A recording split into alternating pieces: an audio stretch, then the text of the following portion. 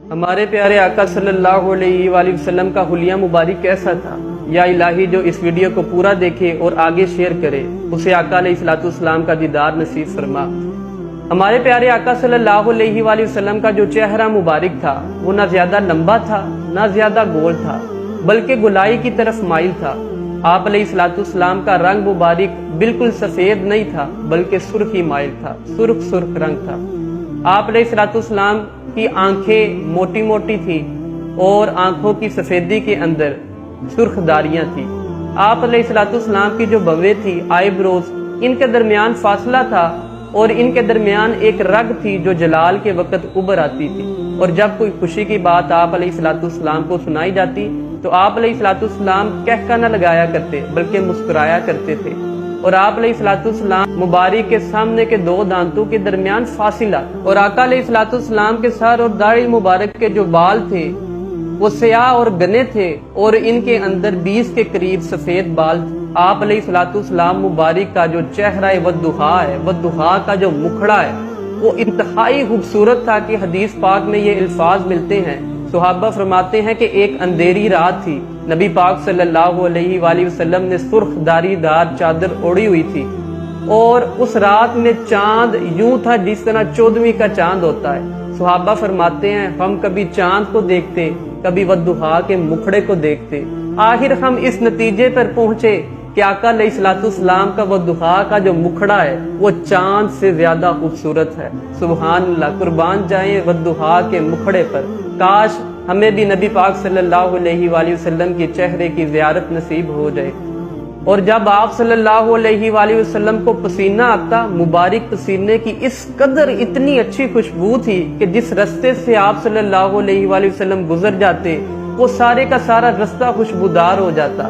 صحابہ فرماتے ہیں جب ہم نے آقا علیہ السلام کو ڈھونڈنا ہوتا تو ہم گلیوں کے اندر سے پسینے مبارک کی خوشبو سونگھ کر آقا علیہ السلام مبارک تک پہنچ جایا کرتے تھے، اور ودھا کے مکھڑے پر پسینہ مبارک یوں محسوس ہوتا تھا جیسے کوئی موتی چمک رہے ہیں۔ آپ علیہ السلام کا جو قد مبارک تھا وہ نہ ہی زیادہ چھوٹا تھا نہ ہی زیادہ بڑا تھا، اور یہ آپ صلی اللہ علیہ وآلہ وسلم کا معجزہ تھا کہ جب آپ صحابہ کے درمیان تشریف فرما ہوتے، لوگوں کے درمیان تشریف فرما ہوتے، آپ کا قد سب سے بڑا نظر آتا۔ آپ علیہ السلام مبارک کے جو بازو تھے وہ لمبے اور دراز تھے اور ہتھیلیاں کشادہ تھی جو کہ صحابت کی علامت ہیں۔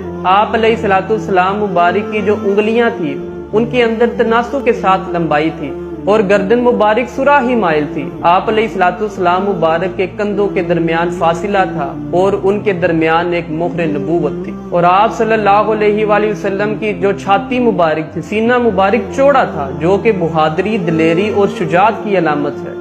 آپ علیہ السلام کے جو جسم کے جوڑ تھے وہ انتہائی مضبوط جوڑ تھے، اور آپ صلی اللہ علیہ وآلہ وسلم کے جو تلوے مبارک تھے وہ کسی قدر گہرے تھے، اور جب آپ صلی اللہ علیہ وآلہ وسلم چلتے تو تھوڑا آگے کی طرف جھک کر چلتے۔ حدیث پاک کے الفاظ ہیں کہ آپ صلی اللہ علیہ وآلہ وسلم اس طرح چلتے جیسے اونچائی سے نیچے اتر رہے ہوں۔ صحابہ فرماتے ہیں کہ جب آپ صلی اللہ علیہ وآلہ وسلم کہیں سے آتے یا کہیں جاتے تو یوں محسوس ہوتا جیسے پورا لشکر آ رہا ہے، اور آقا علیہ السلام مبارک کے مبارک جسم کے اوپر کوئی بال نہیں تھے، صرف سینے سے لے کر ناف تک ایک پتلی بالوں کی لائن تھی، اس کے علاوہ جسم کے اوپر بال نہیں تھے۔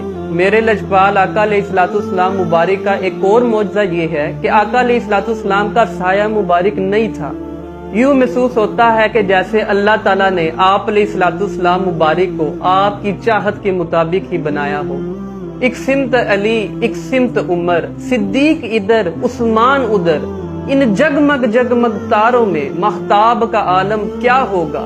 ہر کوئی فدا ہے بن دیکھے تو دیدار کا عالم کیا ہوگا؟ اللہ تعالیٰ سے دعا ہے کہ اللہ تعالیٰ ہمیں اپنے پیارے آقا صلی اللہ علیہ وآلہ وسلم کا دیدار عطا فرمائے، آمین۔